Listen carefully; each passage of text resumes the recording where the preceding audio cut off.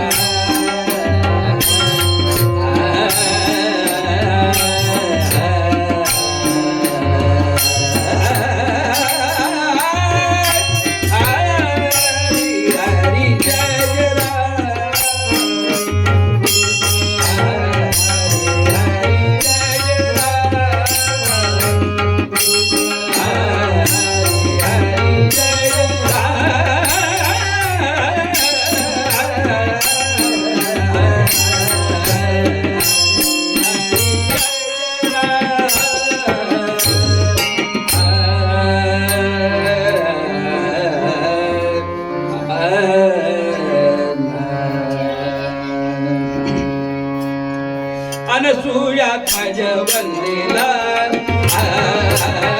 अनसूया ध्वज वंदिला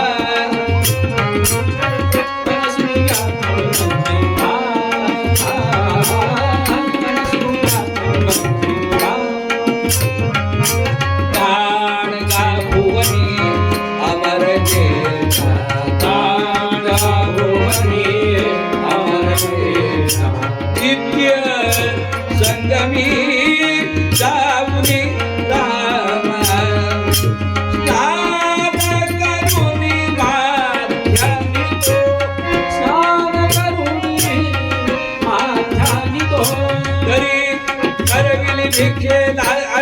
तुझ्यात मज बंदिला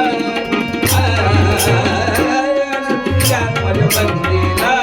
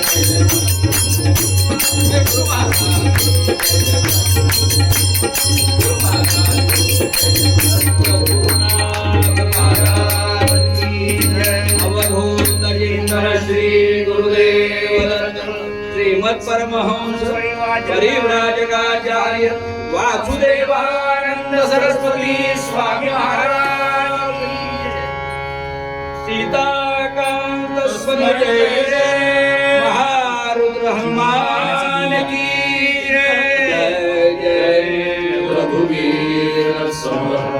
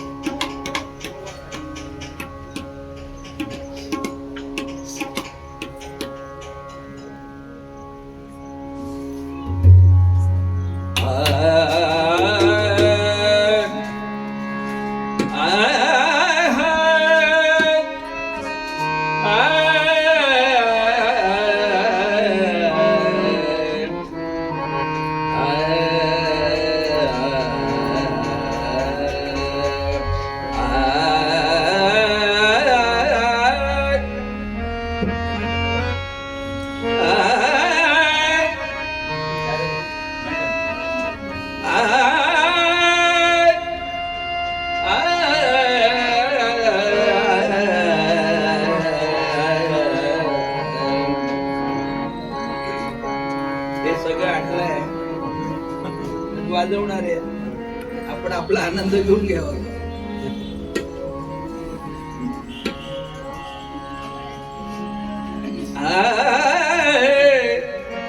राम गावा राम ध्यावा राम राम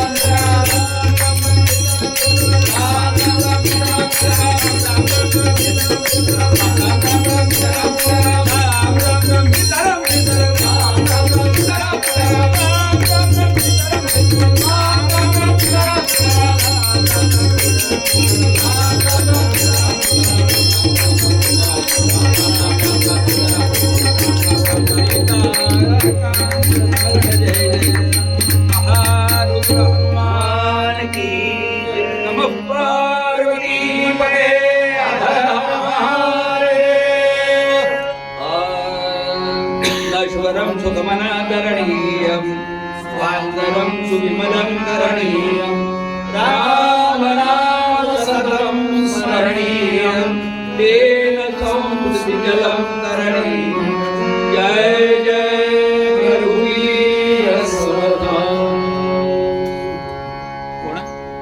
आजची ही कीर्तन सेवा कशाच्या निमित्ताने आहे, कशा करता आयोजन केलंय हे प्रास्ताविक आमच्या मंगेश भैयांनी केले। आपल्या सगळ्यांना माहित आहे कीर्तन सेवा कशा करताय। आमच्या बंधूंच्या, ज्येष्ठ बंधूंच्या पुण्य स्मृती निमित्त असणार हे कीर्तन। आणि मला स्वतःला जर तुम्ही विचारत असाल तर मला म्हणजे जे कारण आहे ज्याच्या निमित्ताने कीर्तन आहे ते थोडस दुःखाचंच आहे, प्रश्नच नाही, पण कीर्तन आहे स्मरणार्थ। तो एक भाग इतका महत्वाचा आहे, म्हणजे माझा भाऊ आहे म्हणून मी बोलत नाही आहे, पण कीर्तनकाराच्या घराण्यात जन्माला आल्यानंतर पुण्यस्मरण व्हावं ते कीर्तनाने व्हावं। वडिलांच्या परंपरेतही कीर्तन, आणि हे जे मी करतोय आलो कुठून आहे, तिकडनंच आलेली ही गंगा थोडक्यामध्ये त्यांच्या पुण्यस्मृतीला अभिवादन करण्याकरता असणारे कीर्तन। वेळ किती होणार ते काही सांगता येत नाही, पण 7:30च्या पुढे जाऊ देणार नाही, ही देवरच घराण्याची खासियत आहे। 5:30ला सुरू झाले, 7:30 म्हणजे लास्ट, लागेल तर आधीच बिफोर टाइम सोडून देईल तुम्हाला, चिंता नका। पण हे दोघंही मिळाले आणि उत्तम आयोजन केलंय आमच्या मंगेश भैयांनी, आयोजकांनी। पेटी उत्तम, तबला उत्तम, माईक उत्तम, म्हणून थोडा रुळलो। हनुमान मंदिरात कीर्तन आहे, मी आजपर्यंत या मंदिरात आलेलो नाही। पहिल्यांदा इथपर्यंत आल्यानंतर कळलं की आमच्या भावाची जो विस्तार आहे कार्याचा तो कुठपर्यंत आहे। पहिल्यांदा इथे आलो, मंदिर पाहिल्यावर प्रसन्न वाटलं, आणि श्रोते सगळे घरचे आहेत त्याच्यामुळे एकदाही मला सांगावं लागलं नाही की जय जयकार जोरात करा, तो वेळ माझा वाचला। थोडसा काय नाही एवढा आपल्या विषयाचा पूर्वरंग। आज हनुमंता समोरच आलो आहे, तो हनुमंताचे अवतार असणारे समर्थ रामदास स्वामी महाराज त्यांच्यावरच बोलायचं हे ठरवलं। नमस्कार केला आणि उभा राहिलो। हनुमंताचे अवतार समर्थ, महारुद्राचे अवतार हनुमंत, आणि त्या समर्थांचं पद विवेचनाला घेतलंय। त्यातल्या त्यात आज शनिवार आहे, बरोबर आहे ना? म्हणजे मारुतीचाच वार आहे, मग दुसरा विषय बोलायचा कशाला? आमचे समर्थ असं सांगतात, राम गावा राम ध्यावा राम जीवीचा विसावा। खणखणीत साथ असली पाहिजे कीर्तनात, ती साथ मिळाली, हे तिकडनंच आलंय। नंतर त्यांनी वाढवलं ही गोष्ट वेगळी आहे, पण मूळ कीर्तनाच्या परंपरेतूनच आलेलं आहे। चुटपुट चुटपुट तू चाल मी येतो, ही साथ चालत नाही कीर्तनामध्ये। फडाफड मारलं पाहिजे, बुवा घाबरला पाहिजे। हा, बुवा घाबरत नाही आणि पळून जात नाही, मागे भिंतच आहे, सद्गुरुना पळून जाईल, आणि पळून जाण्याला मी नाहीच आहे, कारण मलाही काहीतरी थोडं शिकवलेलं आहे, त्यातून मी बोलतोय। मानवी देह प्राप्त झाल्यानंतर आमच्या जीवनाचं कर्तव्य काय? काहीतरी ध्येय जीवनात असलं पाहिजे, आणि काहीच जर ध्येय जीवनात नसेल तर जगून उपयोग काय? काही व्यावहारिक असो, पारमार्थिक असो, आध्यात्मिक असो, व्यवहारामध्ये तुम्हाला व्यसन जडल्यानंतर सुद्धा ते व्यसन उन्नतीच्या मार्गाला नेणार परमेश्वर प्राप्तीचा विषय, काहीतरी ध्येय पाहिजे ना। राम गावा, काय गावं आणि काय गाऊ नये हाही विषय आहे। मला आज तिकडे शिरायचं नाही, थोडक्यातच सगळे विषय मांडायचे आहे। पण राम गायल्यानंतर, रामाचं गान केल्यानंतर जीवनाचं कल्याण झालं, आणि बाथरूम सिंगर जे आहे त्यांचं किती कल्याण झालंय अजून मला कळलेलं नाही. काय काय गातात ते तुम्ही ऐका. राम गावा, का गावा? एक तर दोन पद आहेत, गावा आणि ध्यावा. ज्याचं गायन करायचं त्याचं ध्यान व्हायला पाहिजे, डोळ्यासमोर यायला पाहिजे. आम्ही ज्या वेळेला रामाचं गायन करतो, रामाचं ध्यान करतो, त्यावेळेला आम्ही डोळे मिटल्यानंतर आमच्या समोर ध्यान येतं. उद कौशिक महाराज सांगतात रामरक्षा स्तोत्रात, दक्षिणे लक्ष्मणो यस्य वामे जनकात्मजा पुरतो मारुतिर्यस्य तं वन्दे रघुनन्दनं. पवन सुत हनुमान की जय, रामचंद्र की जय. याचं ध्यान केलं ते स्वरूप डोळ्यासमोर, त्याचं ध्यान आणि त्याचंच गायन. भगवान दत्तात्रयांचं गायन करायचं म्हटल्यानंतर ते स्वरूप डोळ्यासमोर आल्याशिवाय गायन करू शकतो. गायन आणि ध्यान हे एकाग्र झालं पाहिजे. डोळ्यासमोर जे स्वरूप आहे, अंतःकरणात जे स्वरूप आहे त्याचंच गायन केलं तर ते एकतानता होईल, नाही तर कशी होईल? साधं गाणं म्हणताना जर एकतानता होत नाही, डोक्यात जर भलताच राग असेल, म्हणायला भलताच घेतला तर हा तिसरीकडे जाऊन आपटतो. रामाचं गायन करायला सांगितलंय तर दत्ताचं गायन म्हटलं की ध्यान तसं झालं पाहिजे. काशाय वस्त्रम करदंड धारिणम कमंडलम पद्मकरे शंखम चक्रम गदा भूषित भूषणाढ्यम श्रीपादराजम शरणम प्रपदे. एक दोन तीन उदाहरण देणार. हनुमंताचं ध्यान म्हटल्यावर मनोजवम मारुततुल्यवेगम जितेंद्रियं बुद्धिमतां वरिष्ठं वातात्मजं वानरयूथमुख्यं श्रीरामदूतं शरणं. किती प्रमाण असं ध्यान आणि गायन जर एकाग्र झालं तर तल्लीनता होते. गायक गात असताना त्याचं सूर आणि तालाची जर एकाग्रता झाली तर ब्रह्मानंदी लागली टाळी. उदाहरण देऊ का? म्हणजे आले कशाला इथे? पंडित भीमसेन जोशी यांच्या 2 सभा मी खूप ऐकल्या सभा. भाग्यवंत आहे आणि बिना पैशाने ऐकले हे माईकवरून सांगतो. धनवटे रंगमंदिरात त्या दरवाजाजवळ जाऊन उभं राहायचं आणि तिथे उभं राहिल्यानंतर कोणीतरी आमचा हात धरून आम्हाला आतमध्ये नाही. कोणी आहे उभा दिसतोय पोरगा, नाटक सुद्धा फुकट पाहिजे, पैसे होते कुठे? तर त्या ठिकाणी सांगण्याचं तात्पर्य आहे की एकतानता नसली तर काय अवस्था होते. आज पंडितजींचं नाव किती आहे, त्यांच्या पासंगात सुद्धा मी कुठे नाही. एक अत्यंत अत्युच्च त्याला गेलेली मैफल ऐकली, एक अत्युच्च रसातळाला गेलेली मैफल ऐकली, गड्ड्यात गेलेली. धनवटे रंगमंदिरामध्ये 10 वाजताची मैफल असताना 11 झाले, 12 झाले, 1 वाजायचे. लोकांनी किती वाट पाहावी? 12 साडेबारा. त्याच्यात ते कसे तरी आले. 2 माणसांच्या खांद्यावर हात ठेवून आले. का ठेवून आले ते तुम्ही विचार करा. सद्गुरुनाथ 2 माणसाच्या खांद्यावर हात ठेवून आले. धड पहिली सम सुद्धा सापडत नव्हती. भीमसेन जोशी माझी बोलायची हिंमत नाही, पण सांगतो घडलेलं. एकतानता नाही. काय झालं ते तुम्हाला माहिती आहे, सांगायची जरूर. शेवटी उचलून तसंच न्यावं लागलं.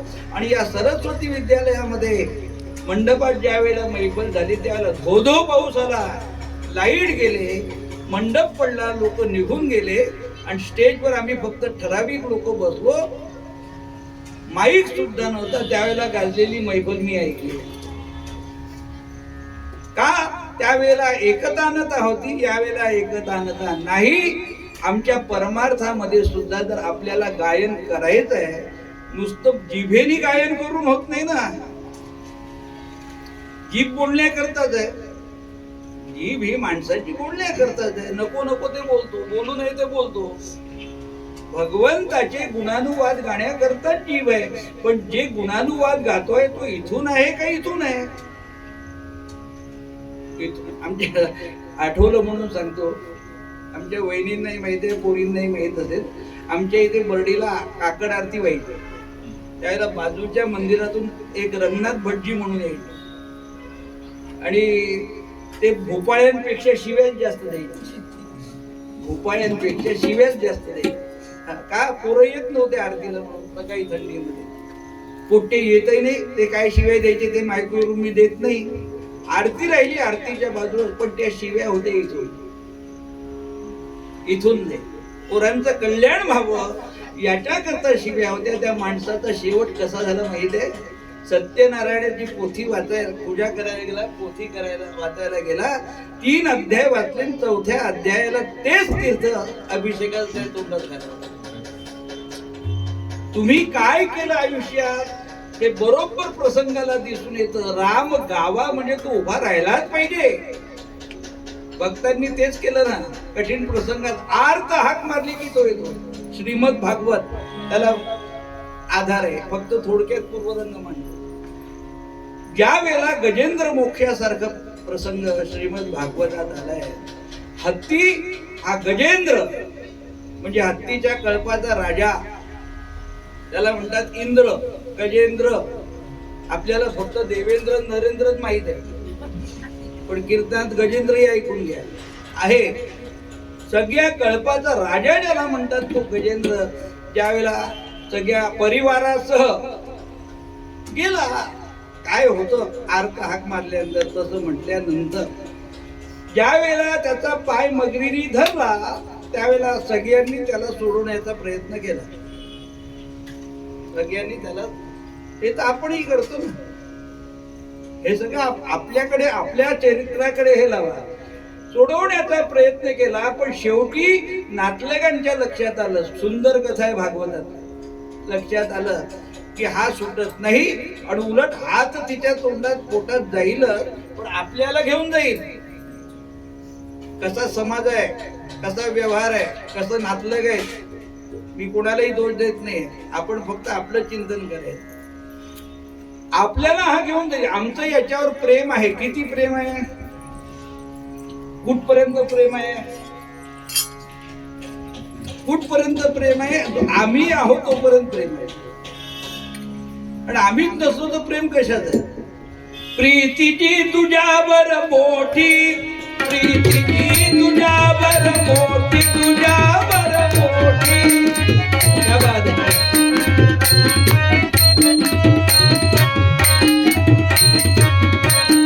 प्रीतीची तुझ्यावर मोठी, तुझ्यावर मोठी, ती सर्वही आपुल्यासाठी, ती सर्वही आपुल्यासाठी.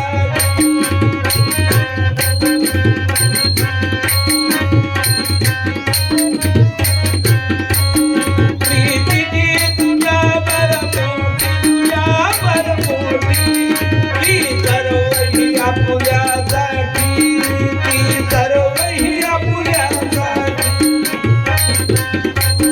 प्रेम आम्ही आहो म्हणून प्रेम, आम्हीच नसतो तर कुठलं प्रेम? तोच विचार या गजेंद्राच्या नातलगांनी केला आणि शेवटी त्याला सोडून दिलं. शेवटी सोडून दिल्यानंतर त्यांनी काय केलं? आपल्याला भगवंताचं नाव कसं घ्यायचं याच्याकरता भागवताचा प्रमाण देतोय. त्यांनी त्या कोणीच आता आपल्या बरोबर येत नाही असं पाहिल्यानंतर त्या तलावातलं एक कमळाचं फूल आपल्या सोंडेरी तोडलं आणि त्या जगन्नियंत्याला वाहून दिलं. आता तारी अथवा मारी आला. कसा आला तो? हिंदी कवीने मोठं सुंदर वर्णन केलं, ऐकण्यासारखं आहे. लक्ष्मीने ज्या वेळेला विचारलं कुठे चालले, हाथी. 2च अक्षर आहे ना, 2च आहेत ना. पण लक्ष्मी फक्त हात ऐकू शकली, थी ऐकू शकली नाही, तोपर्यंत ते पोचून गेले. इतक्या याच्यापेक्षा जलद विमानाने किंवा याच्यापेक्षा या वेगाने जाणारं विमान मी तरी माझ्या आयुष्यात पाहिलेलं नाही. सहसा मी विमानाने जातच नाही, पण इमानाने जातो. जात नाही. पण जे जातात त्यांना विचारा ना, कुठून आला तो? हा कहे लक्ष्मी, थी कहे गजराज. लक्ष्मीने हा ऐकला आणि थी म्हणलं तर ते तिथे पोचून गेले. ते पोचले यात त्यांचं श्रेष्ठत्व हा प्रश्न नाही. यांनी त्या भावनेने आर्ततेने हाक मारली म्हणून तो आला. आम्ही हाक मारल्यावर आमचे पोट्टेही आमच्या समोर येत नाही. सांगा तुम्ही तुमचे अनुभव सांगा. सांगा म्हणजे आता नका सांगा, 7:30 नंतर सांगा. आता रे अरे बंड्या इकडे ये, हो येतो ना. दुसरा आवाज, अरे बंड्या इकडे ये, येतो ना. 3 वेळा झाला. शेवटी बापच म्हणतो मी येतो ना. इथे प्रत्यक्ष भगवंत आले, याला म्हणतात गायन. राम गावा की त्याच्यावर पाश टाकले भजनाचे, नामस्मरणाचे पाश त्याच्यावर टाकले, त्याला खेचून आणला. असा कसा येत नाही. पुढे बोला ना तुम्ही, काय नुसतं ऐकणारच आहे आल्याशिवाय राहत असं सद्गुरुना काही बोला ना. हे काही कॅसेट थोडी लावायची आपल्याला. असा कसा येत नाही, आल्याशिवाय राहत नाही. आला की नाही, किती उदाहरणं सांगू. आणि याच्याकरता भागवत आहे. श्रीमद भागवतात जे आहे, किंवा असं एकही येणे की भागवतात नाही, म्हणून त्याचे आधार घ्यावे लागतात. राम गावा एक श्लोक सांगणार आहे, कारण कीर्तन आहे त्याच्यामुळे श्लोक सांगाय. कसं आहे रामनाम? रामनाम कसं आहे? कल्याणानाम निधानम कलिमल मथनम पावनम पावनानां पाथेयं यन्मुक्षो सपदि परिपद प्राप्तये प्रस्थितस्य विश्रावस्थानमेकं कविवर वचसा जीवनं सच्चमानां बीजं धर्मद्रुमस्य प्रभवतु भवता भूतये. राम नमः श्रीराम जय राम जय राम श्रीराम जय राम. म्हणा म्हणा म्हणा. कल्याणानाम निधानम, हे रामनाम काय आहे? सुभाषितकार सांगतात, शास्त्रकार सांगतात, कल्याण ज्याला आपलं करून घ्यायचं असेल त्याचं निधान म्हणजे त्याचं गुपित, त्याचं इंगित. कल्याणानाम ज्याला असं वाटतं आपलं कल्याण व्हावं, निधानम रामनाम. प्रत्येक ठिकाणी जोडायचं. कलिमल दहनम, आपण कोणत्या युगात आहोत? कलियुगात. नक्की हो नक्की ना. तुम्ही म्हणता अहो ना कलियुगात. मग कलियुगात किती दोष आहे हे ऐकायचं असं तर भागवत आहे. कले दोष निधे राजन असा उल्लेख आहे. राजा परीक्षितीला सांगताना शुकाचार्य महाराज सांगतात, कलेर दोष निधे म्हणजे दोषाचं निधान. कलियुग सगळ्या युगापेक्षा खतरनाक, पण आपल्याला राहायचं आहे त्याच्यात, आपल्याला त्याच्यात राहायचं, म्हणून आपण त्याला जास्त नावं ठेवू नये. मग असं हे कलियुग. मग याच्यामध्ये किती दोष आहे हे दोष जर मी सांगितले तर तुम्ही या क्षणापासून शपथ घ्याल की पुन्हा कीर्तन ऐकायला जायचं नाही. म्हणून मी सांगतच ते भागवतकारांनी, मला वेळही नाही. मग हे रामनाम काय करतं? कलिमल दहनम वामथनम, दोन्ही शब्द. कलिमल, मल म्हणजे दोष. कली मधले जे दोष आहेत ते जाळण्याचं सामर्थ्य या रामनामात आहे. पण तसं झालं तर नाही तर लोक तर असं आहे की समाजाला दाखवणाऱ्या, घरच्यांना दाखवणाऱ्या साठी सुद्धा रामनाम घेत आहे, भगवंत नाम घेत आहे. ते दाखवी इथे चालत नाही, समजले? पण तसेही घेणारे एक गृहस्थ असाच बसला, आता वाघ मारे मसाला सद्गुरुना. ते कसाच बसला, घरच्यांना दाखवण्याकरता रामनाम मी घेतोय, भगवंताचं नाम घेतोय हे दाखवण्याकरता बसला. राम कृष्ण हरी, राम कृष्ण हरी. आणि ते सुरू झाल्यानंतर लगेच भजन झालं, माळ झाली की जेवायचं ना ऑफिस मध्ये जायचंय. घरच्यांना माहिती आहे हे बोलत नाही, पण त्या रामकृष्ण हरीवाल्याला ऐकू जाईल इतक्या जोरात बायको बोलली. त्याचं लक्ष तिकडे आहे. त्यांना विचारायचं विसरून गेली, लगेच जेवायला बसली. भाजी वांग्याची करू का कोबीची करू, हे त्या रामकृष्ण हरीवाल्याने ऐकलं. ते रामकृष्ण हरीवाल्याने ऐकलं. हे दाखवणारं रामनाम होतं, अंतःकरणातलं नाही. पण आता बोललो तो लोक म्हणतील भजनात हे धंदे करतात, म्हणून त्याच्यातून संकेत, त्याचा आवाज वाढला. रामकृष्ण हरी त्याचा वाढला तर माझा वाढला पाहिजे ना. रामकृष्ण तिने लगेच कान लावले. ऐका, कारण 25 वर्ष लग्नाला झाले होते, याच्या भजनाची तिला प्रॅक्टिस झाली होती. आवाज वाढला म्हणजे काहीतरी सांगायचं. रामकृष्ण हरी रामकृष्ण हरी रामकृष्ण हरी म्हणता म्हणता वांग्यापेक्षा कोबीची बरी. ते असं झालं तर तो येऊच शकत नाही, कोणीच येणार नाही. कलिमल दहनम, कलीमधले दोष जाळून टाकण्याचं सामर्थ्य राम जोडत जा.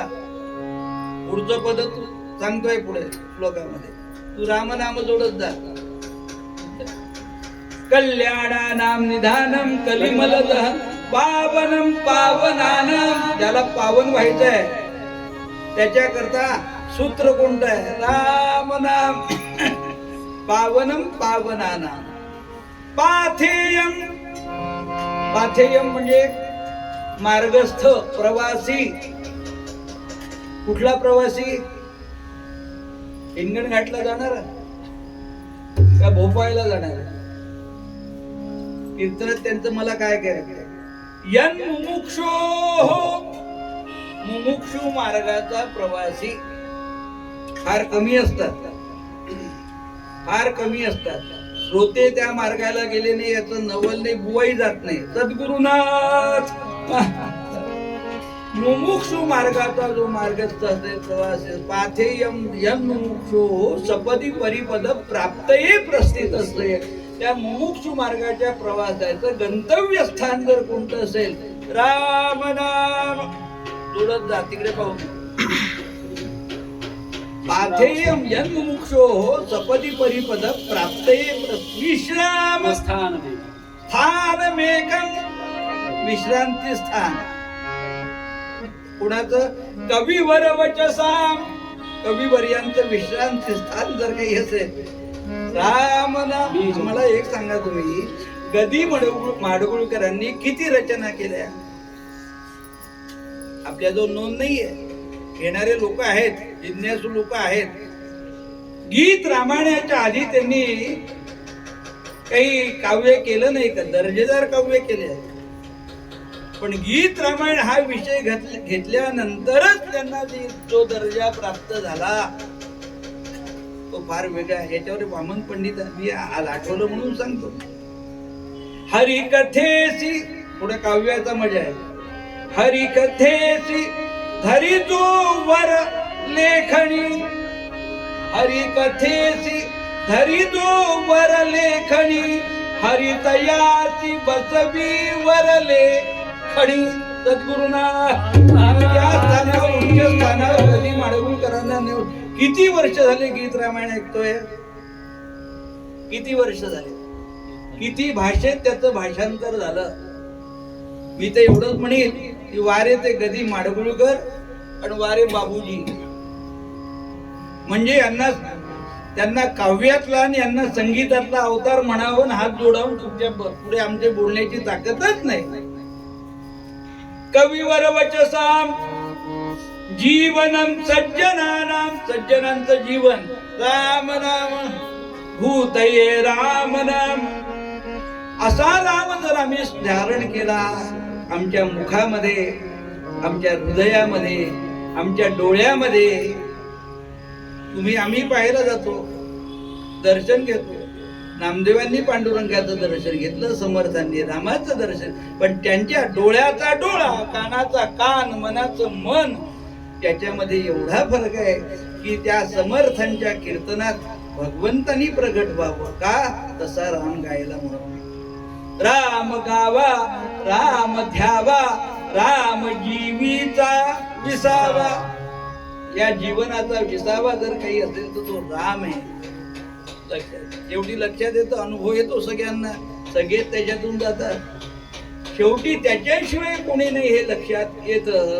हा कसा आहे त्याचं वर्णन केलंय. मंगळाचे जे मंगळ, मंगल आहे, मंगलानाम मंगलांच, पवित्राणांच पवित्र, असा असणारा हा मंगल कोण आहे? राम कौसल्येचा बाळ. कल्याणाचे जे कल्याण, रघुरायाचे गुणगान. कल्याणाचे जे कल्याण रघुर आहेत. राम कैवल्याचा दानी, कैवल्य दानी. कैवल्याच्या पुढे काहीही नाही. कुणी कुणाला लाखो करोडो रुपये दिले तरी पुन्हा त्याच्या अपेक्षा असतातच. पण एकदा कैवल्य प्राप्त झालं ना, कैवल्य देण्याची ताकद एका परमेश्वराशिवाय दुसऱ्या कुणाही मध्ये नाही. तो सगळं विसरूनच जातो, त्याला काही लागत नाही. माझ्याजवळ काय आहे काय नाही, असलं काय नसलं काय, अशी अवस्था होते. म्हणून पुढे सांगितले राम कैवल्याचा दानी. रामदास असा कैवल्य दान करणारा जो आहे त्याचा मला अभिमान आहे. का अभिमान बाळगू नये? बाळगला पाहिजे. तो अभिमान मी बाळगतो असं सांगतात. आणि असं रामाचं गायन केलेल्या महाभागाच्या समोर प्रत्यक्ष परमेश्वर कसा उभा राहतो हे एका चरित्र भागातून आपण त्याचं वर्णन करू. राम गावा राम ध्यावा, राम ध्यावा,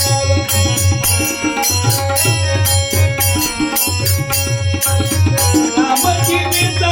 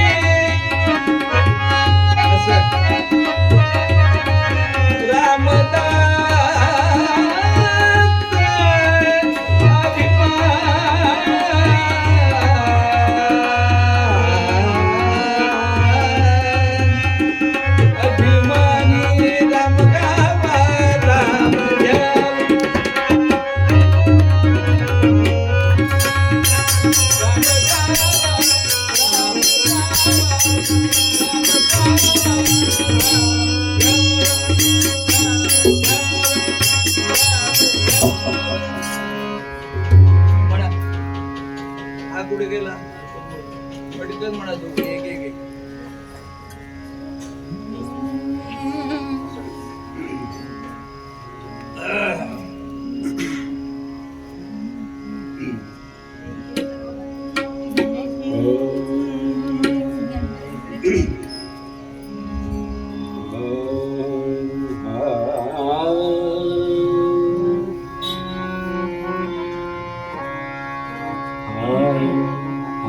जन्नरे वेड्या पाण्याचा गुडगुडा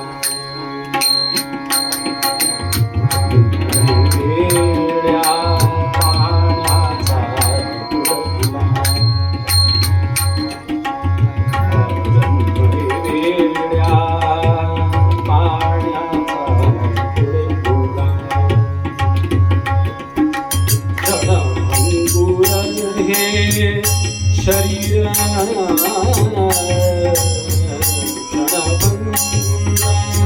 हे शरीर अवघा साबरा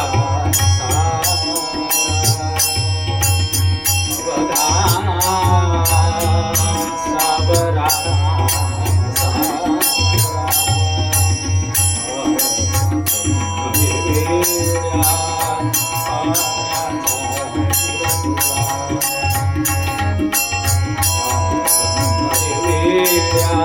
पाण्याचा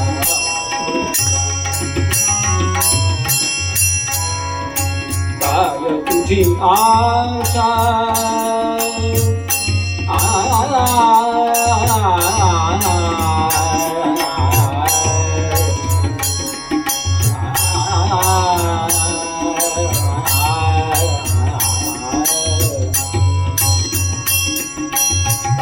तुझी आशा आहे तुझरा तुझी आशा आहे तुझरा काय तुझा हे काय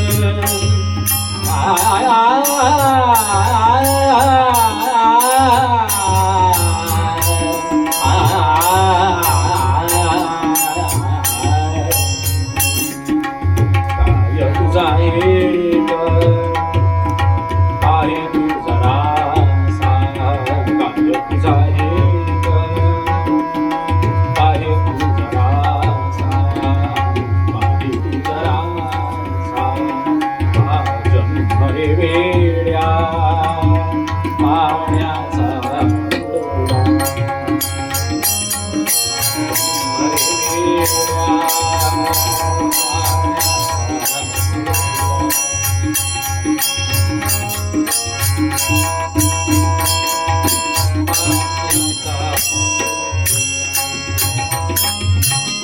मनुष्य जन्माचे काय हे नवल मनुष्य जन्माचे काय हे नवल मनुष्य जन्माचे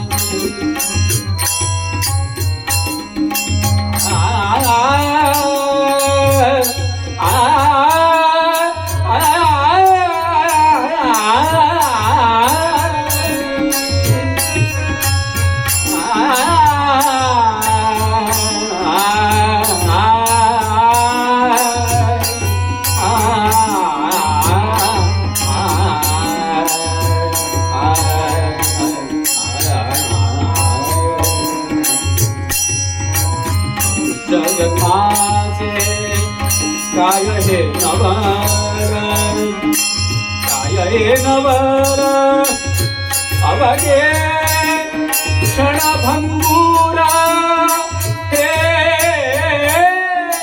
शरीर काय हे नवर अवघे क्षणभंगुरा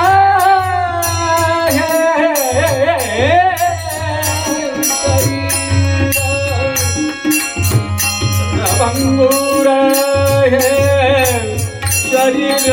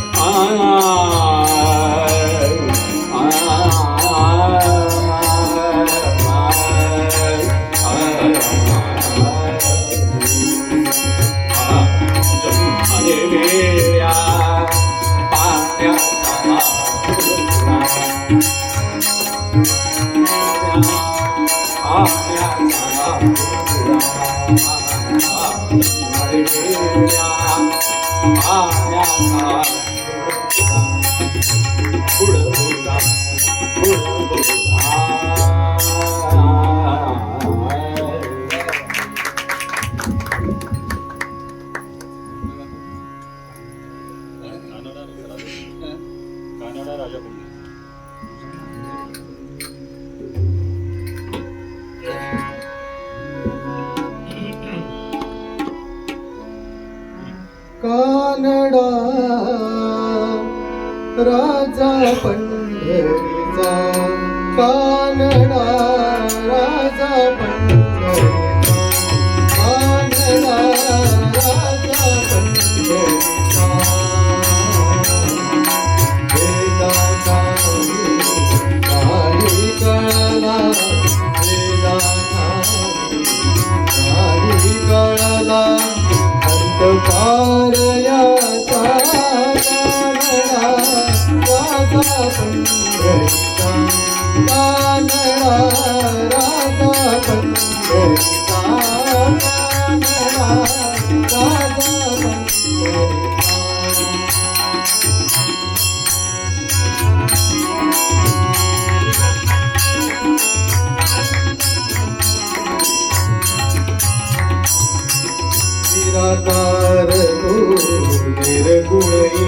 ईश्वर कसा प्रगटला असा विठेवर निराकार तो निर्गुण ईश्वर कसा प्रगटला असा विठेवर उभय ठेविले हात कटीवर उभय ठेविले हात कटीवर पुतळा चैतन्याचा कानडा राजा पंढरीचा कानडा राजा पंढरीचा कानडा राजा पंढरीचा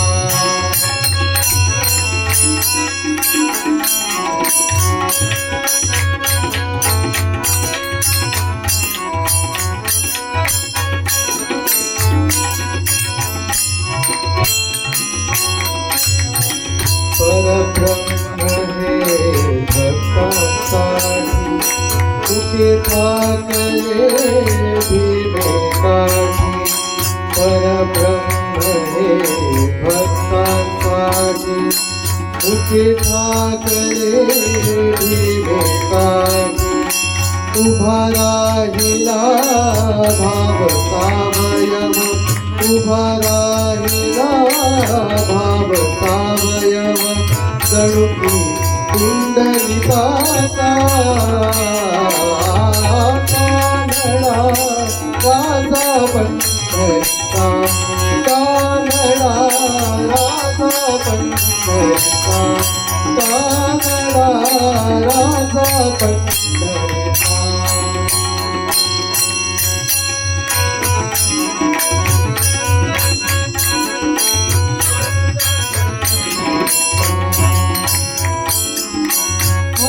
म्हणाल्याची धीर साधतो चोखोबाची गुरे राखतो म्हणाल्याची धीर साधतो चोखोबाची गुरे राखतो पुरंदराचा हा परमात्मा पुरंदराचा हा परमात्मा वाली नामाची कानडा राजा पंढरीचा कानडा राजा पंढरीचा कानडा राजा पंढरीचा वेदांताही नाही कळला वेदांताही नाही कळला अंतमारयाचा कानडा राजा पंढरीचा कानडा राजा पंढरीचा कानडा राजा पंढरीचा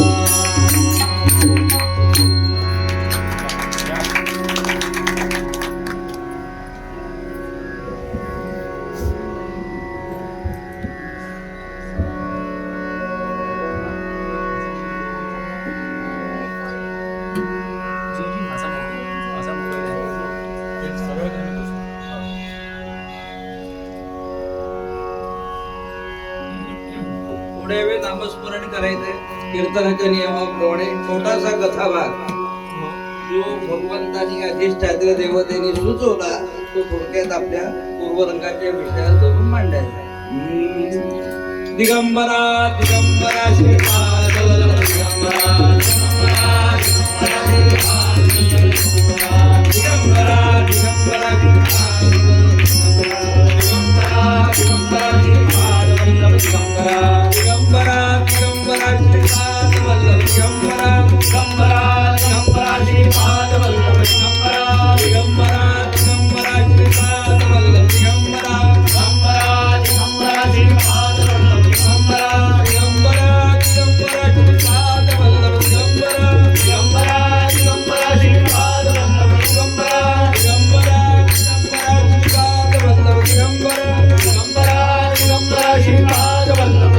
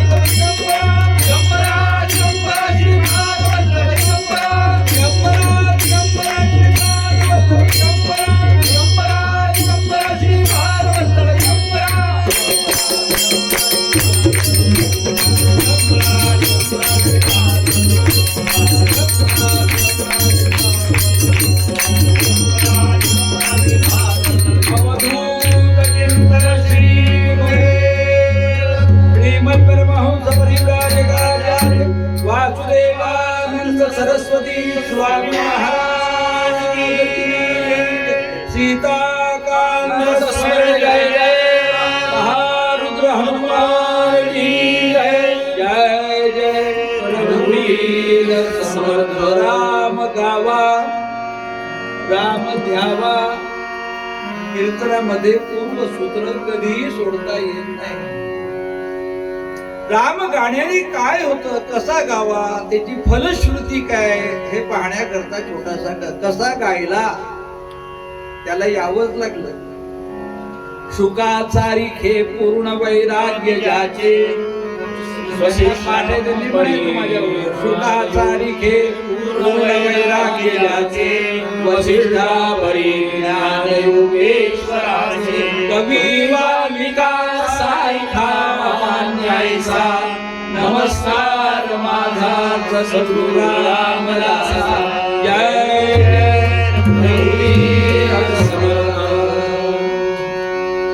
सूर्याजी पंत ठोसराचा मुलगा नारायण. पहिलं पाळण्यातलं नाव नारायण. रामदास स्वामींचं पाळण्यातलं नाव काय हे प्रश्न विचार. कोण बनेगा करोडपती. हे झाले करोडपती. इलेक्ट्रिकचं बिल भरू भरू आपण झालो रोडपती. पण प्रश्न चांगले होते भागवतातले. आम्हाला सुद्धा माहित नव्हते त्याचे काही काही कळले. काही सगळंच वाईट आहे असं नका समजू. त्या अमिताभ बच्चन आप बताओ म्हटलं तर मेरे को भी तो नहीं मालूम ना मैं क्या बताऊ. शोधून शोधून काढले. पाळण्यातलं नाव नारायण. मराठवाडा जांब गावामध्ये 3 नावं होते. 3ही नावं सार्थक केली. पहिलं नारायण. नर अपनी करणी करे सो नरका नारायण. होय असे पाहिजे श्रोते. नाही तर तुम्ही बोलो आप बोलो हम कपडे संभालते हैं.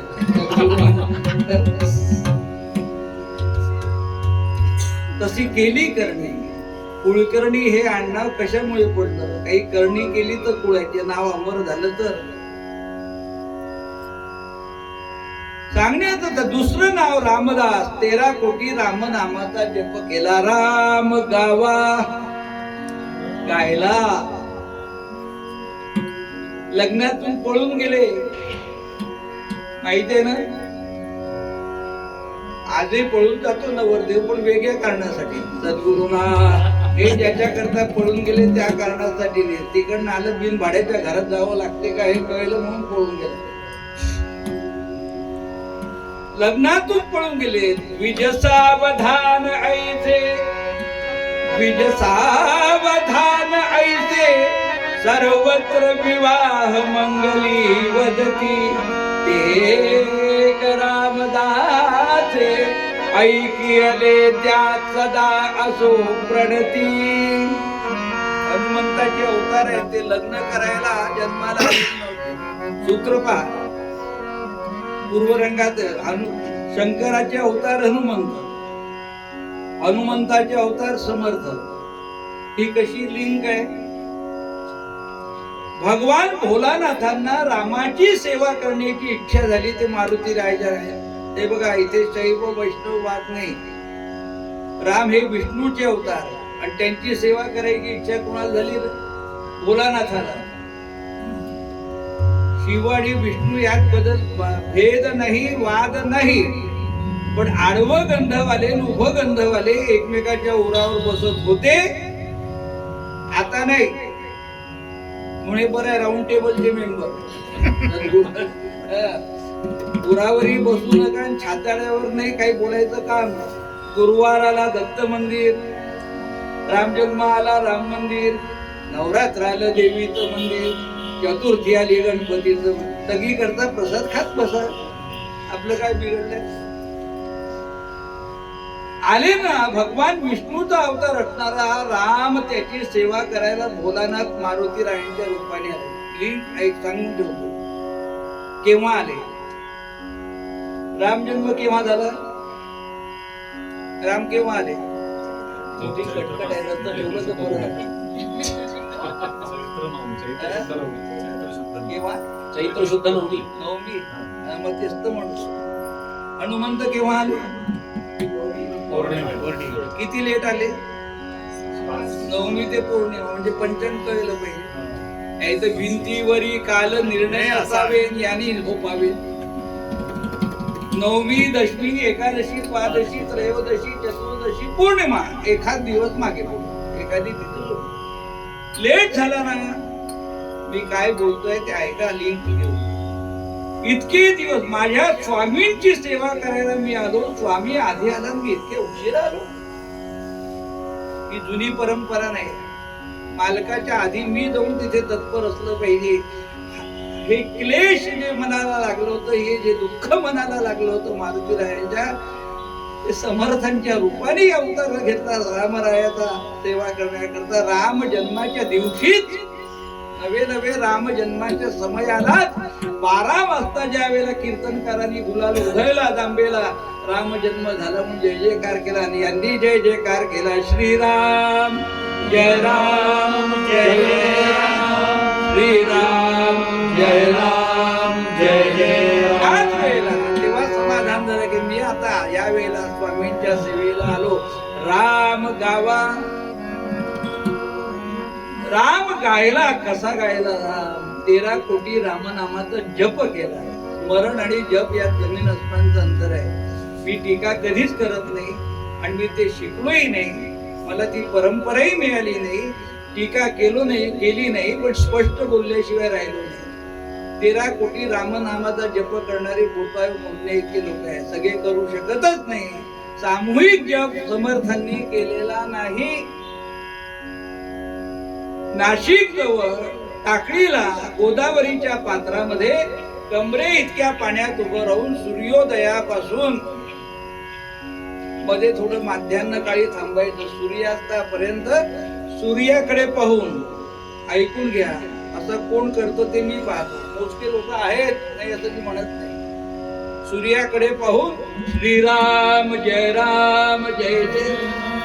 आणि माध्यान्ह काळी भिक्षा मागायची आणि ती आपल्या झोळीमध्ये घ्यायची आणि 3 वेळा गोदावरीमध्ये बुडवायची. 3 वेळा श्रीराम जय राम. तेल गेलं, तिखट गेलं, मीठ गेलं, सगळं गेलं. आणि असं जे अन्न आहे त्याचे 3 भाग करायचे. 1 घास रामाला नैवेद्य दाखवला की 1 घास गाईला गोग्रास, 1 गोदावरी मातेला आणि 1 घास खायचा. तेव्हा हे 13 कोटी रामनाम जप झाला. हो, आम्ही करू शकत नाही. वडा, दाढेल तेल, भात दाबून दाबून, डबा दाबून दाबून दाबून घालवून बनला होऊ शकत. काही करायचं असेल तर शिजवावं लागतं. आणि मला सांगायचं तात्पर्य हे की 13 कोटी यथार्थ रामनामस्मरण झाल्या